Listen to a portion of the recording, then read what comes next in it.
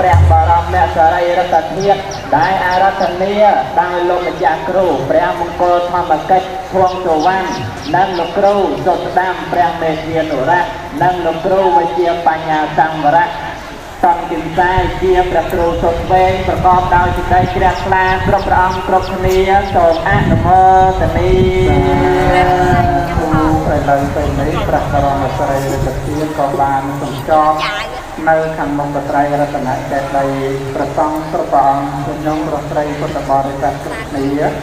ក៏កំពុងតែចូលរំចាំដោយចិត្តជ្រះថ្លារីករាយក្នុងការទទួលនៅព្រះបរមសារីរិកធាតុក៏ដូចជាព្រះសង្ឃអង្គសាវករបស់ព្រះសម្មាសម្ពុទ្ធដែលបានថែទាំអង្គដំណើរព្រះបរមសារីរិកធាតុអបត្រង់ទាំងឡាយទាំងពួងទាំងតែក្តីអន្តរាយទាំងឡាយជាអនេកក៏ចូលហើយវិញ្ញាណតែសំបីតែសរាយសូមអនុមោទនា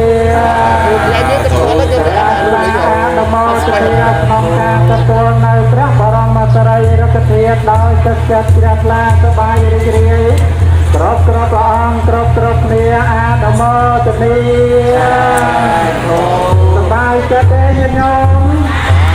ជ្រះថ្លាអត់បាយជ្រះថ្លាបងជាទាំងភ្លៀងណាញាតិញោមណាសូមអនុមោទនាលះកាត់មួយថ្ងៃដើម្បីបូជាចំពោះគុណរបស់ព្រះសម្មាសម្ពុទ្ធដែលព្រះអង្គបរិបូរណ៍ទៅដោយបញ្ញាគុណវិសុទ្ធិគុណនិងមហាករុណាគុណគុំមានមនុស្សនិងទេវតាណាមួយអាចប្រៀបធៀបស្មើនឹងព្រះសម្មាសម្ពុទ្ធបានឡើយព្រោះហើយដូច្នោះហើយយើងខ្ញុំប្រកាសណាទាំងឡាយជាភិក្ខុសាមណេរឧបាសកឧបាសិកាដែលជាអ្នកកាន់ពុទ្ធសាសនាបានចូលមកកាន់វត្តនិក្រូធវណ្ណគោលទៅទាំងនេះសូមបូជានៅគ្រឿងប្រការទាំងឡាយមានការកម្រងគ្រឿងក្រអូបចំពោះព្រះបរមសារីរិកធាតុដែលបន្តនៅចំពោះព្រះភ័ក្ត្រនិងចំពោះមុខនៃយើងទាំងអស់អង្គទាំងអស់គ្នាសូមមហាកុសលទាំងអស់នេះបានជាឧបនិស្ស័យជាបច្ច័យក្នុងការរត់ផុតចាកទុក្ខគ្រប់ព្រះអង្គគ្រប់គ្នាអនុមោទនាវន្ទាមិចេតយ៉ាងសម្ទាំងសម្បកានេសពកាន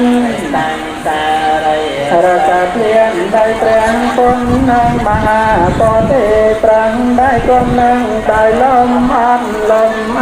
ន់បរិស័ទលតំបោះអញ្ចាំងលេនឹងព្រះពុទ្ធយ៉ាងរតំណាងអង្គព្រះមោនីតែតាំងនៅក្រុមទេទាំងនោះទាំងអស់ដោយใจមិនក្រោកចេញអំពីទីកន្លែងរបស់ខ្លួនឡើយសូមអនុមោទនាក្រោកចេញពីយកបាត់ចឹងហើយបានគាត់ក្រោកហ្នឹងសូមអនុមោទនាញាតិញោមសូមបង្អោនចិត្តនៅពេលដែលព្រះបរមសារីរិកធាតុមកដល់ចំពោះមុខនៃញាតិញោមទាំងអស់គ្នាសូមបាចបូជាទាំងអស់គ្នាណាសូមអនុមោទនាខ្ញុំព្រះករុណា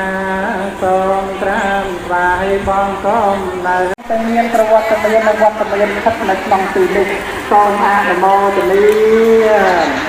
រីឯនៅពេលខាងមុខបន្តិចទៀតក៏យើងមិនដឹងថាមានរឿងអីកើតឡើងដែរខ្ញុំណាចាំអត់ទាំងអស់គ្នាទៅញោម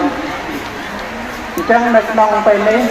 ការរៀបចំនៅព្រះបរមសារីរិកធាតុក្រោមអធិបតីព្រះមហាថេរៈអ្នកដឹកនាំវត្តនិក្រូធវណ្ណគោលទៅរួមជាមួយនឹងបកណាគុណចាស់ដែលជាអ្នករៀបចំ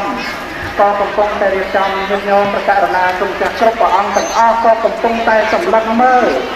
នៅព្រះបរមសារីរិកធាតុដែលតម្កល់ទុកលើរតនវត្ថុដ៏មានតម្លៃគួរជាទីជ្រះថ្លាជាទីចម្រើនចិត្តព្រោះហេតុតែព្រះអង្គជាបុគ្គលអស្ចារ្យនៅក្នុងលោកដូច្នេះហើយគ្រឿងសក្ការៈទាំងឡាយវត្ថុដែលតម្កល់នៅព្រះអង្គក៏សំជួជាវត្ថុដ៏មានតម្លៃកាត់ថ្លៃចំបានឡើយទាំងអស់នេះក៏ជាការបញ្ជាក់ឲ្យឃើញអំពីសេចក្តីជ្រះថ្លានៃប្រជាពុទ្ធបរិស័ទប្រុសស្រីទាំងឡាយសូមអនុមោទនាញាតិញោមសូមអញ្ជើញរកទីកន្លែងអង្គ